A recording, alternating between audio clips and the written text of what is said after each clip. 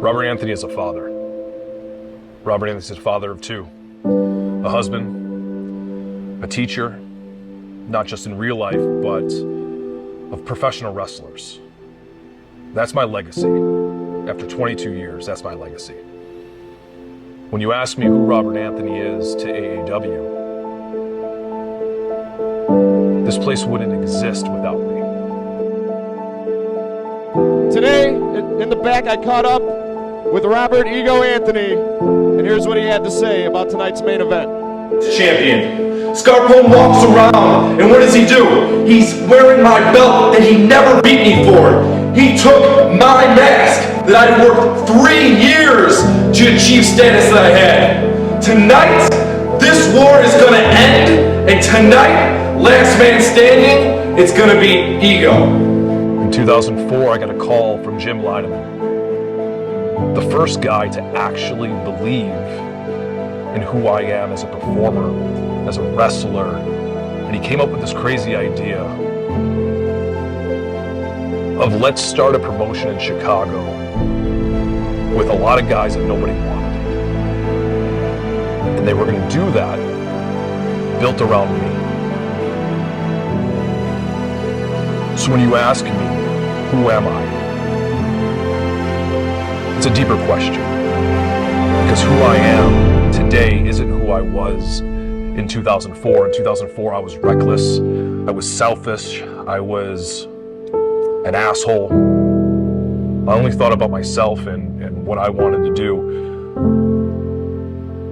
But Jim helped me shape who I am as a person in the ring and got this all together. So when I came back here, it's a different mindset. I'm wearing my daughter over my heart, right? As a reminder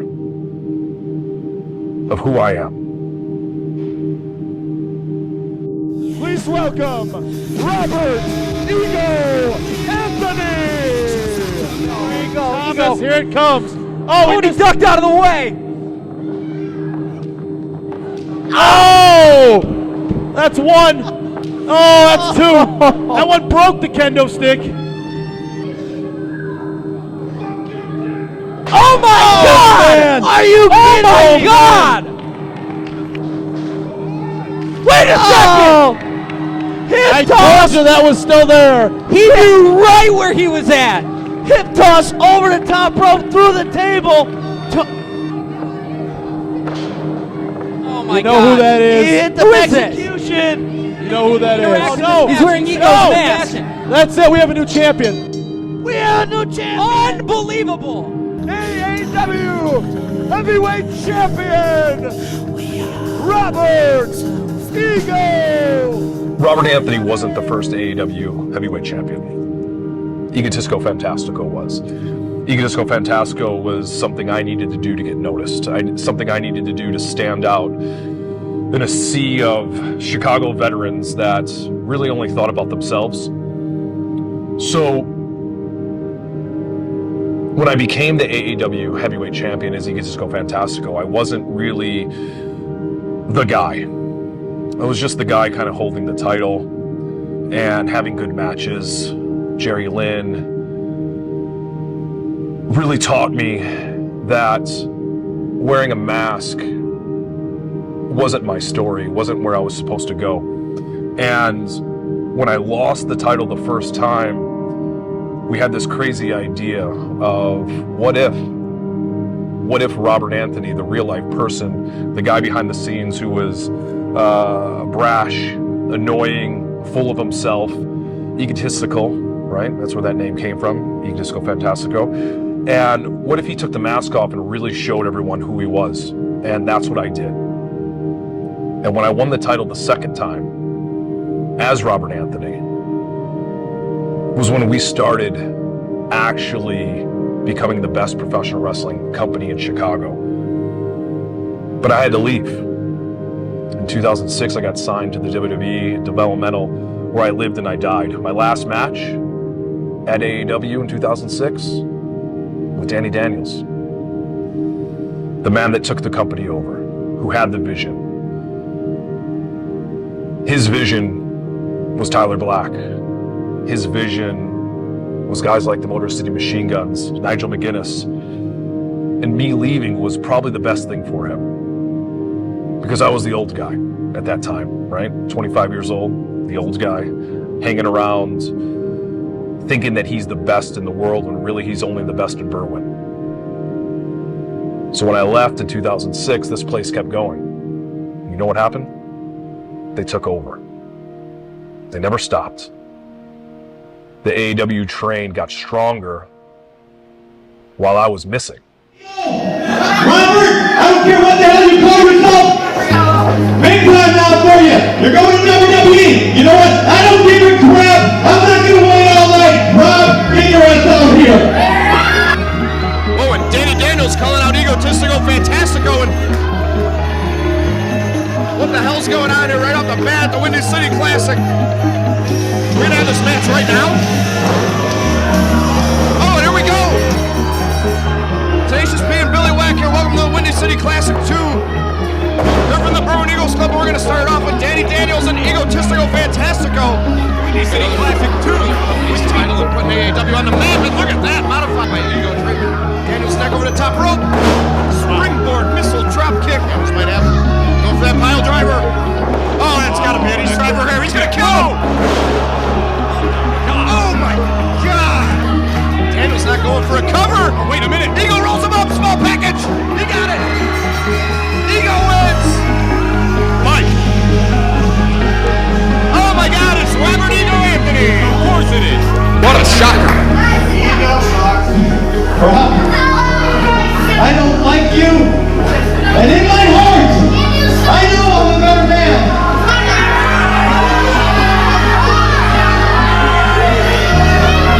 All I want to tell you is one thing.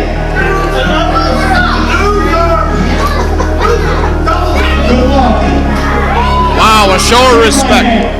A show of respect from Danny Daniels. Is it a true show of respect? Let's find out. I think it is. Daniels. I can't believe it.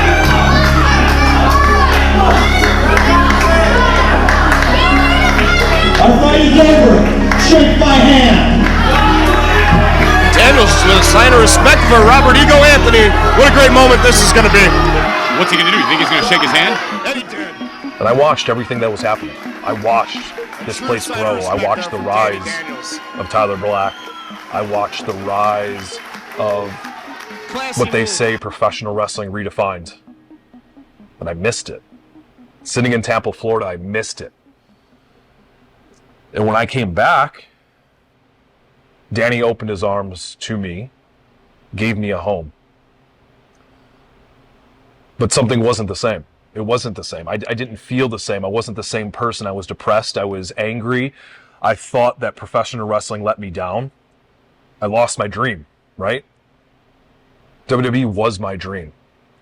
And I failed at it. I was 225 pounds when I got fired from developmental. And when I came back to AAW, I was 187 pounds. That's depression. That's someone that had it and lost it and didn't know what to do next. You know what happened next? I had to leave again. In 2009, I left AAW and I went to the East Coast. And that's where I found myself. That's where Robert Anthony was truly born. Not in developmental, not in 2005 as AAW heavyweight champion. It's when I left the Midwest and I had a family, a group of guys that I called brothers that were there for me when I had concussions, driving down 75, puking every 5 minutes outside of a window of a van. They were there for me. And AAW kept moving. The rise of Tommaso Ciampa, Sami Callihan, Penta, Phoenix, they're all on the banners. It kept moving without me. I took it personal because this wasn't my home anymore. My history was forgotten. It was something that always bugged me. I didn't have a home anymore, and I knew it. And I acted like I didn't care, but I did care. I watched everything. I watched this place grow. So I joined a different company.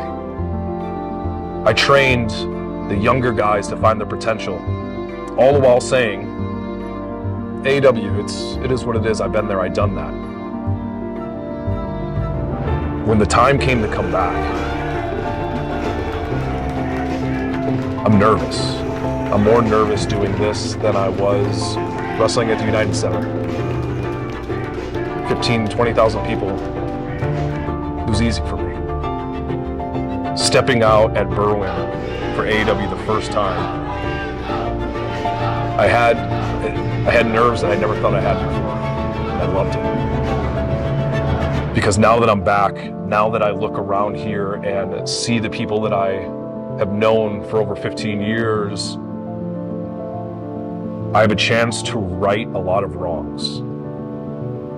Because I fucked up. In 2009, I fucked up bad.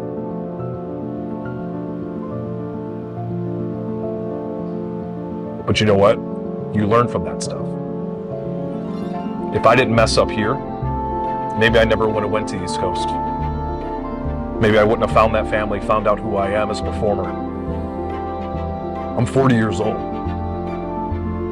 Think about that. 40 years old, and the independent professional wrestling has been my life. You look at certain people and they would make fun of that type of career. You spend 3 years in developmental and you're still holding on to the independence. This shaped who I am as a person, not just as a wrestler, but as a person. I traveled the world because of independent professional wrestling, because of AAW. 2004, a bunch of guys that nobody wanted. You started a company in a building that no one respected. Tony Scarpone had the idea.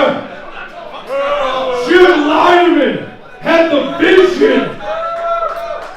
And they built the 3 letters AAW off of my back, and together we redefined professional wrestling here in Chicago.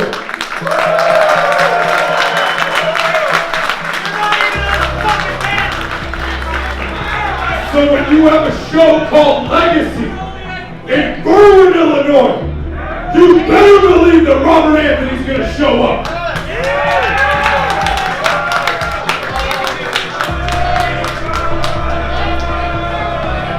15 years ago, I left AAW because I had to find out an answer to a question.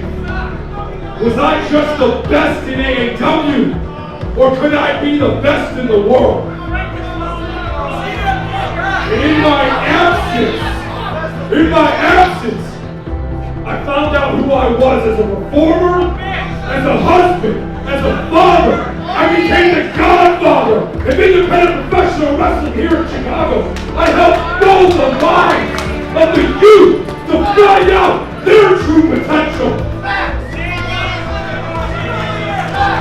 As I look around this building, I see history on the walls. I see guys holding the championship that I created. And I notice there's a banner missing. Where are you? Where are you? Where are you? Where are you? Yeah, wherever. Perception tells you that my legacy, everything that I did here at AAW has been forgotten. And tonight, I right that wrong. And I do it on the back of Jake something. Jake, I dare you. I dare you to do what everyone here is afraid to do. I dare you to come out here and say my name. For someone to come out here and bleed on themselves and run into the walls, I would have said, oh, Max, get your stupid ass out here.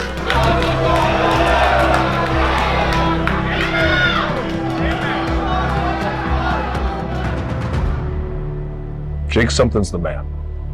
I'm not going to take that away from him. Heritage champion, AAW heavyweight champion. He runs this place. That's not a fluke. He didn't do that by accident. He wasn't handed this. He worked for it. And that's what I respect. There's a lot of guys and girls that are handed everything that they get in professional wrestling. Jake's not one of those guys. He's grinded. When Jake was training in 08, he watched me wrestle as a fan. He ate a lot of shit to get here, to be the man. But unfortunately, Robert Anthony is back. I need to cement my legacy.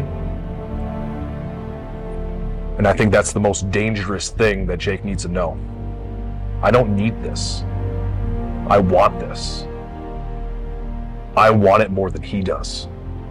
I want the AAW Heavyweight Championship more than I want to breathe. He's the man. He's holding it. But now that I'm here, things are going to change. He's going to really understand what it means to be a champion and what it means for someone to want it more than he does. He has no more competition left. He's wrestled everyone. He's beaten everyone. He's been through wars with Eddie Kingston. He's got blood on his hands, right?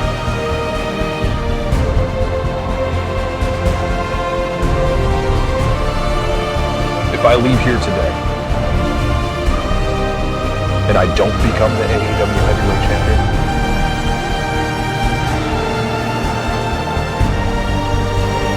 that just can't happen.